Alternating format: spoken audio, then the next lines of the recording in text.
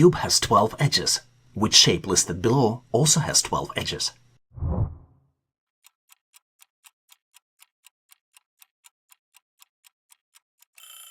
A rectangular prism, a box, has the same structure as a cube: 8 corners, 6 faces, and 12 edges. An octagon has 8 edges, a square-based pyramid has 8 edges, and a triangular prism has 9 edges. Only the rectangular prism matches the cube's edge count, and the correct answer here is choice C. This question is all about perspective. You're looking at 4 similar shapes, but one of them doesn't quite match the rest. Can you spot which one stands out?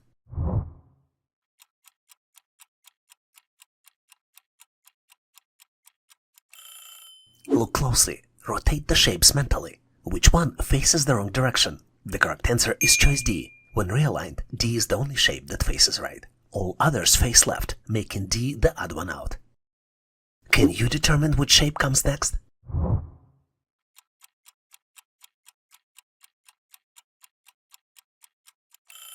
The shapes rotate 90 degrees clockwise in each step, and the dot and line elements alternate. The first and third shapes have a dot, while the second has a line, so the fourth must have a line as well. Following both the rotation pattern and alternating pattern, option C is the correct next shape. Can you determine what the shape will look like after the following rotations? 90 degrees to the left, then 180 degrees to the right, and finally 270 degrees to the left.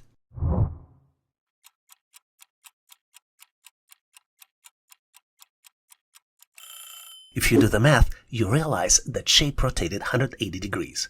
It flips its top and bottom, creating a perfect upside-down match, exactly what I see in option A. So the correct answer here is choice A.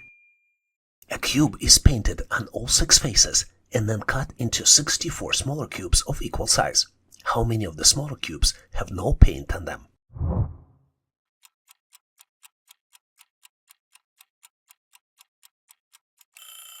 After cutting the cube, it would have 64 pieces, which is calculated as 4 multiplied by 4 and multiplied by 4. To find the number of unpainted cubes, remove one outer layer from each side. This leaves an internal cube of 2 by 2 by 2, which is 8 cubes have no painted faces. And the correct answer here is choice A, 8. We're handed a box of puzzle pieces. Can you figure out what fraction are read?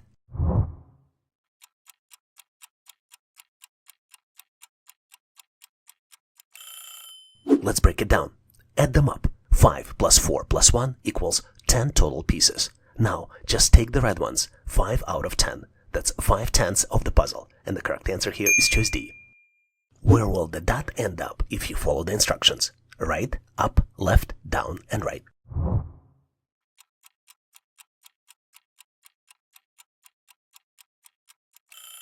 Let's trace the path together. Make sure to stay sharp. Each move changes the outcome. Right, up, left, down, and right again. Is that where you ended up to? The final answer is choice D. What happens to the water level when a floating ice cube melts in a glass of water?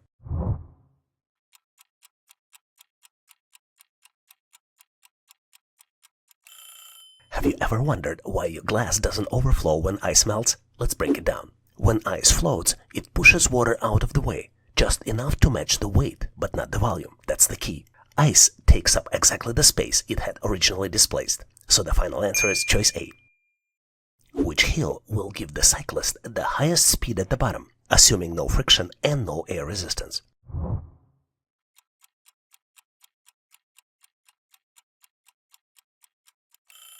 A cyclist's final speed depends on the vertical height descended, not the steepness of the hill. A long, gentle hill allows the cyclist to accelerate gradually and continuously without interruption. This smooth descent leads to the highest speed at the bottom when friction and air resistance are ignored. The correct answer here is choice B. Here's the cool question for you. Which of the following movement sequences will return a shape to its original orientation?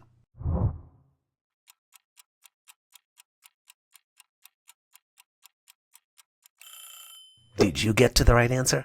Reflecting a shape twice over the same line cancels the transformation. In fact, it's the only option that's put the shape right back where it began, perfectly aligned.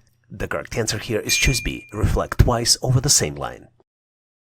You're looking at the flat shapes that could become something 3D. Only one of these blueprints can be folded into a classic pyramid. Can you spot it?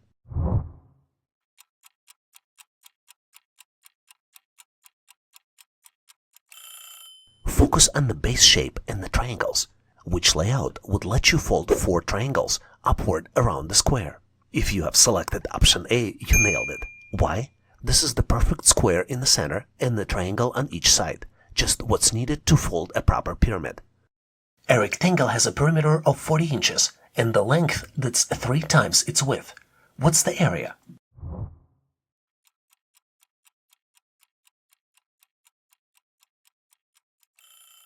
If we would use W for the width, then the length would be 3W. Let's do a quick formula.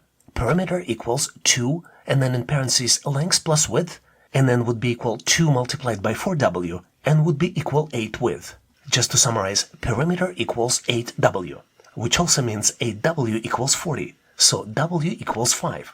If width equals 5 inches, then the length would be 3 multiplied by 5, and would be equal 15 inches. And as you might be well aware, area equals length multiplied by width would be equal 15 multiplied by 5 and would be equal 75 square inches. So the correct answer here is choice C, 75 square inches. Here's a quick puzzle built on basic fractions, but don't let its simplicity fool you. You're looking at 4 pie charts. Each one is divided into equal parts, and each has some sections shaded in. The question is, which one shows the fraction 5/8?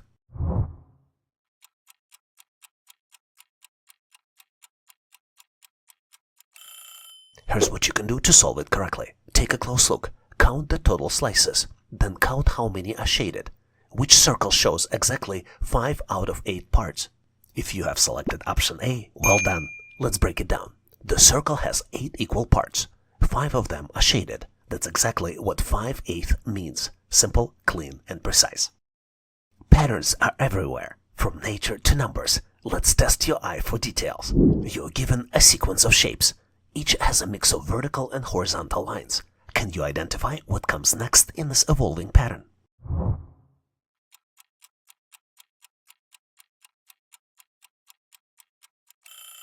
Look closely. What's increasing? What's decreasing? Think logically. What would the next step look like? If you have picked option D, you nailed it. Here's why. With each step, vertical lines increase by 1, while horizontal lines decrease by 1. That makes D the perfect continuation of the sequence. Some questions are all about spotting what doesn't belong, and this one is a shapeshifter. You're looking at 4 shapes. Each one contains a smaller shape inside a border, but only one of them breaks the pattern.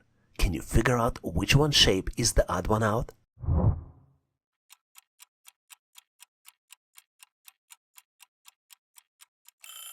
What are the most important elements that help us detect the pattern? I would say how many shapes and what stands out.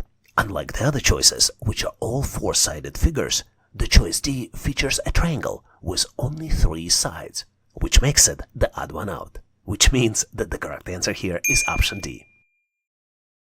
You're given an abstract square design with 1 section removed. Your goal, figure out which one of the 4 options completes the image perfectly.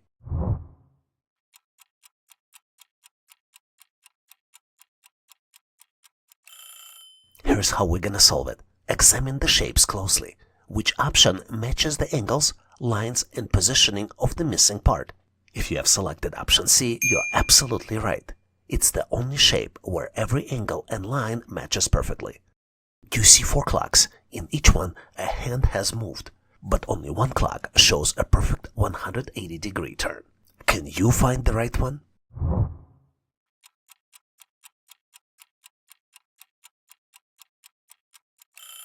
Look at the start and end points. Remember, a 180-degree movement means a straight line flip across the clock face. If you have picked clock B, you got it. That hand travels from 12 to 6, exactly a halfway around. That's your 180-degree turn. Stack up your brain power. Here's the visual riddle. How many blocks will be in the fourth figure?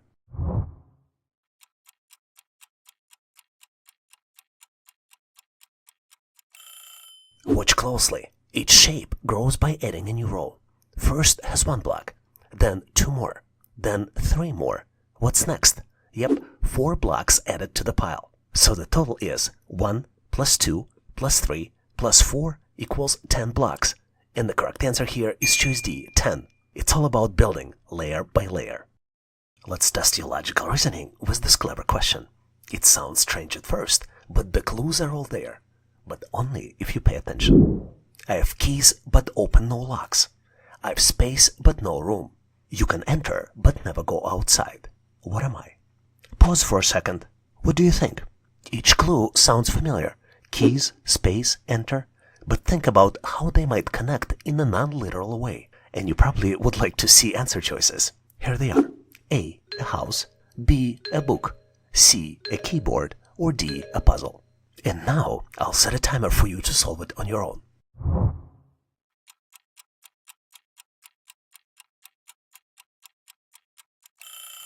Here's what's puzzling about this question.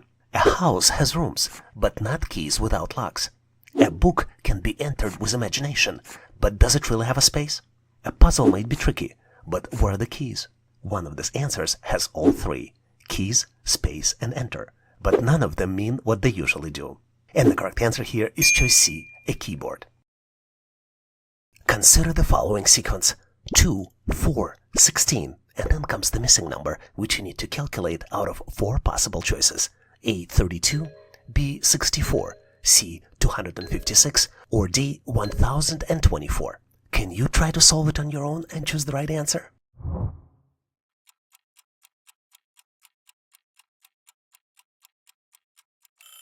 The pattern here is very simple, but only for those who view it from the right perspective. But I'm pretty sure you're one of them. Take a close look at the first 2 numbers. 2 squared equals 4. In fact, the next number is obtained by squaring the previous number. 4 squared equals 16. Can you guess what the missing number would be? 16 squared equals 256. Let me ask you this. Do you have a curious mind? Can you continue the sequence? Can you post the next number in comments? And what I'll do for you, I'll share with you the right answer. It's a choice C, 256. You're presented with 3 circles. First circle has numbers 1, 2, and 4. Second circle has numbers 3, 5, and 9. And then the third circle has numbers 4 and 6, and then the third number is missing. You need to calculate the missing number out of 4 possible choices: A, 11, B, 13, C, 14, or D, 19. Can you try to solve it on your own?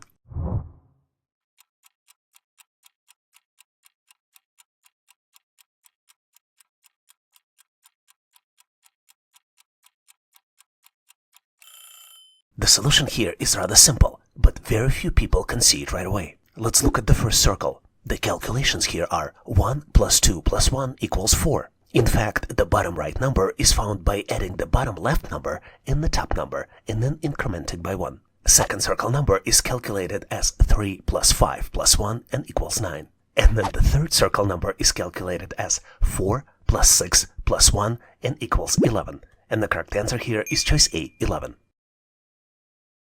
Thanks for watching. I really appreciate you for helping us to become one of the largest YouTube channels to help people become smarter, increase your IQ, and to pass any test. If the content of this video was helpful, please make sure to click the like button to help YouTube algorithm promote this video and help other people to find it faster. Giving us a like is also a way for you to tell us that you need more content like this, and when you tell us, we will deliver it for you in the future. For links to free and premium resources, please check the description and comments of this video.